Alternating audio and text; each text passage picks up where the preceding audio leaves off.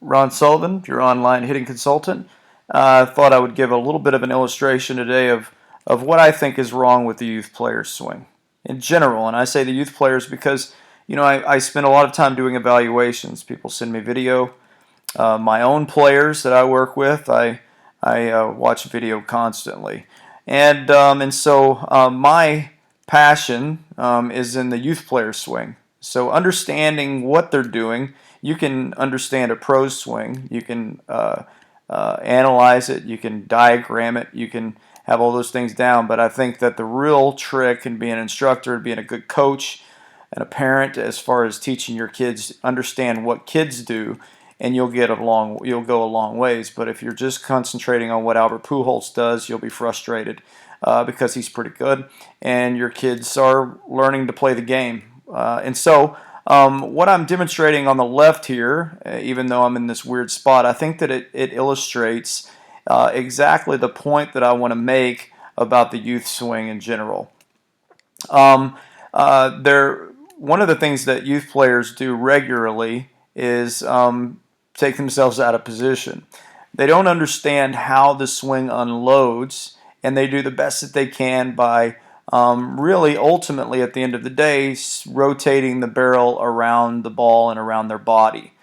Okay, and so what they need to learn is the proper sequence and how to unload. And so things like, if you watch on the left, if you watch my head, right, here's the player that can't keep his eye on the ball. Here's the player that pulls his head out.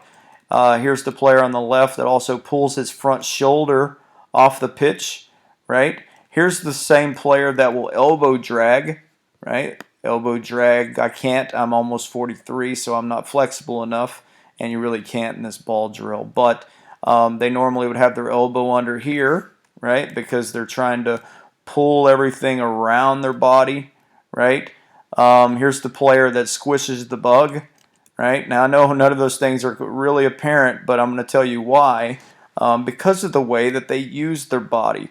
If you just look on the left and you see my front shoulder kicking up and out, this is normally what I see, is that players will turn their body to turn their hands and the barrel around, right? And so they use their shoulders to help to propel their hands around.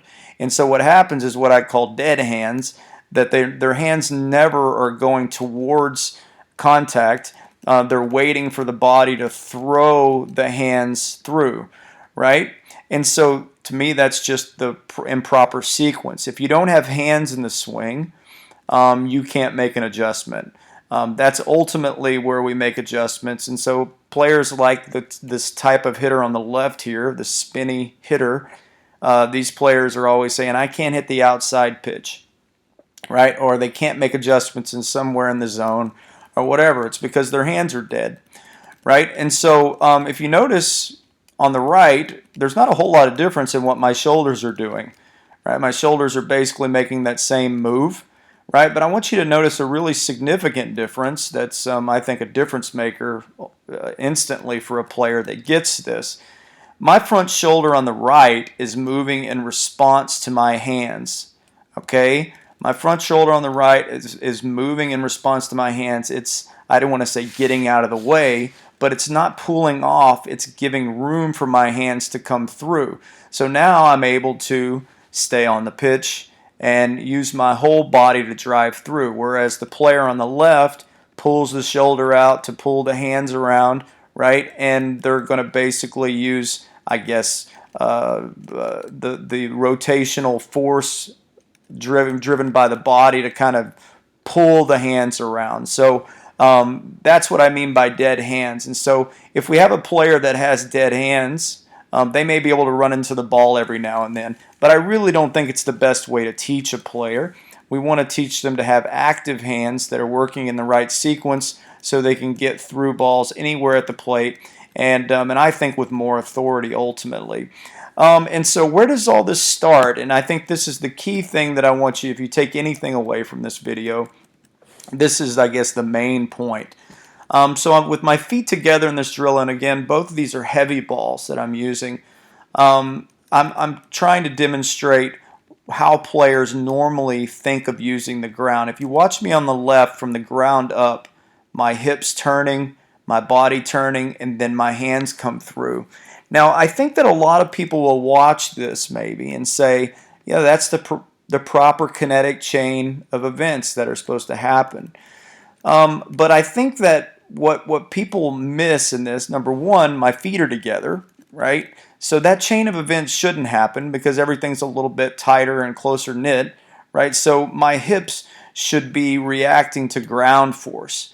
This is an athletic move, right? That I'm about to drive, and so I'm going to use the ground to help that driving action, right? And so when I learn to use the ground correctly, then things like one or trying to use my hands becomes a little bit easier. But if my body is waiting on me to spin around on top of the ground, even from down here, right, then I'm not using the ground to help that. And so generally I'll have a slower swing, right, and I'm not going to be as quick as I could with my hands if I'm not depending on ground force to do that.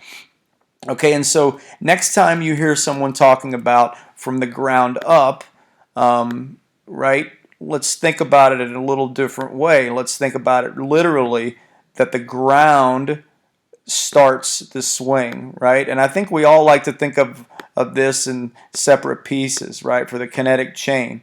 And I think that where most of the emphasis is when we're teaching it, right, is normally in this area, right, the hips, right? So we're really big on get the hips firing and all this kind of stuff, right? And I'm not even going to try to make the argument that that's wrong or whatever, but I will say that if the hips are firing around the ground, absent of the ground, then it's meaningless. You're just dragging everything through, and it's a slow swing or slower than it could be, right?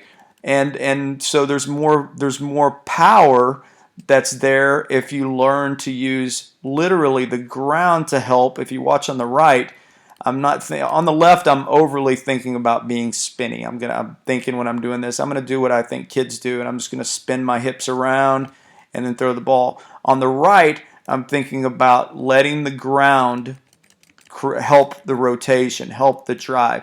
So the reason why this is a really good drill to do, number one, is I think that it allows players to feel the proper sequence, right, of the swing.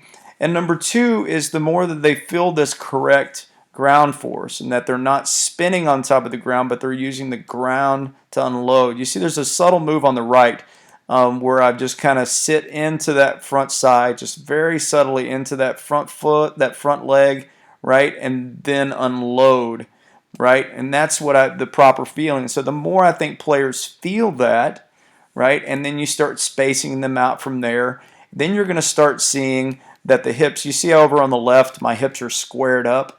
Well, that's a false square up, right? I've just made that up. But it's not, it's the hips are squared up, but it didn't do anything. Nothing helped me to get to that point. It was just the hips were turning to turn my body around, right?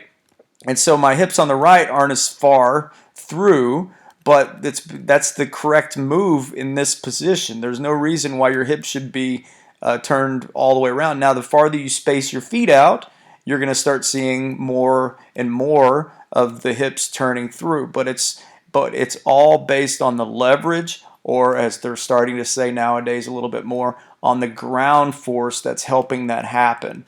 Okay, so just a little idea on what, I think most players are in the camp of what's happening over on the left. It's just a long swing. It's out of sequence, and most importantly, it takes away our ability to be in ultimate control, being able to stay on the pitch, being able to stay through the ball, right? So you get this timing and this sequence right, learn to use the ground correctly, and when we start putting a bat in the kid's hand, he'll start having a better feeling of what it is that we're actually trying to do.